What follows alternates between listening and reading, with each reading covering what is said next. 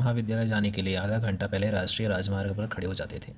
उन्हें आजकल 3-4 दिनों से महाविद्यालय की ओर जाता हुआ एक हाथी दिखाई दे जाता था। लौटते समय भी 1-2 बार दिखता था। तब हाथी की पीठ पर पेड़ की डाल लदी होती। इसे हाथी खुद सूंड से तोड़ता होगा।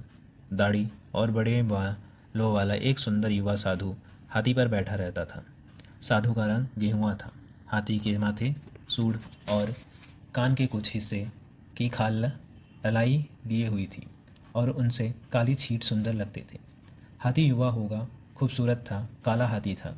रघुवर प्रसाद ने मन ही मन अपने एक हाथ को आगे बढ़ाकर जाते हुए हाथी के रंग से अपने रंग की तुलना की। हाथी की तुलना में उनका रंग साफ था। कभी कभी दिखे काले सावले मनुष्य के पश्चात किसी एक दिन पेड़ों में उन्होंने तुलना की होगी कि आम के पेड़ के शरीर का रंग बीही के पेड़ शरीर के रंग से बहुत काला था। बीही के पेड़ का रंग गेहुआ चिकना था। आम के पेड़ के शरीर का रंग और नीम के पेड़ के शरीर का रंग एक जैसा काला था। इसी तरह पेड़ पर बैठने वाले पक्षियों से और उड़ते हुए पक्षियों से। यह संस्था की धरती में पेड़ों की पत्तियों घास के कारण हरा रंग सबसे अधिक था। आकाश में नीला रंग अधिक था। खुली धरती पर होने के कारण यह सुविधा थी कि एक मुश्त बहुत सा आकाश दिख जाता था।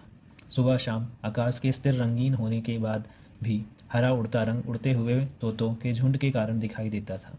8-10 कौओं से बड़ा बड़ा झुंड आकाश में दिखाई नहीं देता था। तोते सटे हुए एक साथ उड़ते दिखाई देते थे। कौवे छितिर छितिर उड़ते दिखाई देते थे। सफ़ेद बगुले की छितरे छितरे उड़ते थे। कोयल पेड़ की डाली में छुपी छुपी दिखती थी। गिलहरी पेड़ पर अकेली नहीं दिखाई दी। आसपास दूसरी गिलहरी होती या चिड़िया ज़रूर होती, तब यह तय नहीं कर पाते कि टिट टिट बोलती हुई गिलहरी या चिड़िया। कभी लगता गिलहरी है, कभी लगता है चिड़िया है। तालाब के किनारे के पेड़ पर बैठने वाली रंगीन लंबी चोंच वाली चिड़िया एक छोटी घंटी की तरह चहचहाती या टुनटुनाती थी।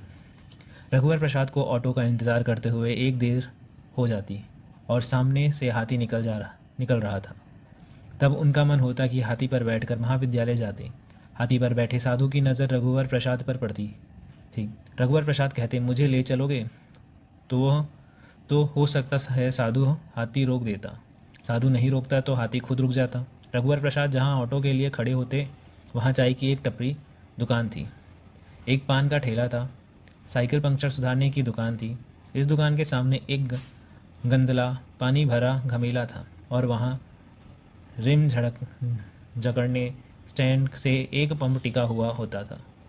चाय और पान की दुकान के सामने ज़मीन पर धसी हुई लकड़ी की 2 बेंच थी। बेंच में इतनी प्राकृतिक थी कि लगता था कि पेड़ पर बेंच की तरह उगी थी और काटकर इनके पायों को ज़मीन पर गाड़ दिया गया है। रघुवर प्रसाद ऑटो का रास्ता देख रहे थे। दूर से रघुवर प्रसाद ने हाथी को आते देखा। रघुवर प्रसाद को लगा यह खड़े होने से जैसा 4 ताड़ के पेड़ दिखाई देते हैं, उसी तरह यहाँ खड़े होने से हाथी भी दिखाई देता है। फ़र्क इतना था कि ताड़ के पेड़ वहीं खड़े होते जबकि हाथी आता दिखाई देता था। आता हुआ हाथी सामने रुक गया। साधु हाथी की पीठ पर बंधी रस्सी के सहारे उतरा। रघुवर प्रसाद को लगा कि साधु पान की दुकान में से तंबाकू चूना लेने आया है या चाय की दुकान पर चाय पीने। वह साइकिल की दुकान नहीं जाएगा। ऐसा नहीं था हाथी के पैर की हवा निकल गई हो। हवा भरवाने की उसकी मंशा नहीं होगी। साधु तंबाकू मलता हुआ रघुवर प्रसाद के पास खड़ा हो गया। धीरे से उसने पूछा, ऑटो नहीं मिली? नहीं मिली। रघुवर प्रसाद ने भी धीरे से कहा, हाथी पर बैठोगे? महाविद्यालय जाना है ना।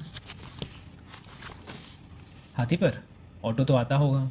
हड़बड़ाकर उन्होंने कहा। रघुवर प्रसाद को आशा नहीं थी कि वह हाथी पर बैठने को कहेगा।